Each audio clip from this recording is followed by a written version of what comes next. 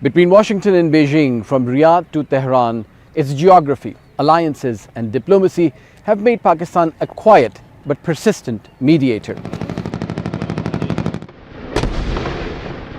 Pakistan's long been known as a frontline state, but it is also a bridge between worlds. One of its biggest successes dates back more than half a century.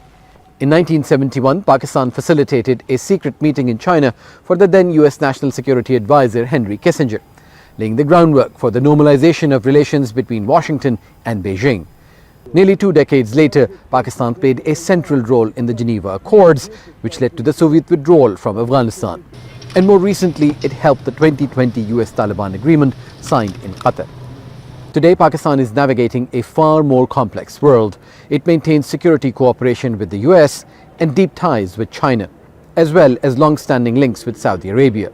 It shares a nearly 1,000-kilometer-long border with Iran and has offered to help ease tensions between its neighbor and Gulf countries. But unlike 1971, today's conflicts are far more fragmented, more public, and much harder to control through quiet diplomacy alone.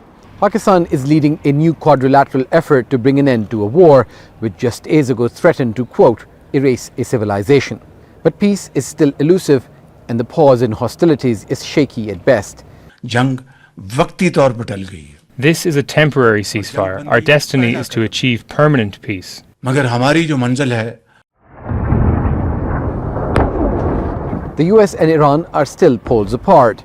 Nevertheless, bringing two parties with maximalist positions to the negotiating table is being called a diplomatic masterstroke. The more that they're willing to give us, I think the more they're going to get things out of this negotiation. For their part, the Iranians say they're returning to the talks with deep mistrust because the US has attacked twice when they say they were lured into negotiations. The next 2 weeks will be a test. In such a polarized world, remaining neutral is difficult. Balancing demands between warring sides is no longer just diplomacy, it's risk management. Pakistan's complex neighborhood is Iran, Afghanistan, China and India. For Pakistan, mediation is not just ambition, it is strategy, a way to stay relevant in a region where powers are shifting and alliances are no longer fixed. Osama bin Javed, Al Jazeera, Islamabad.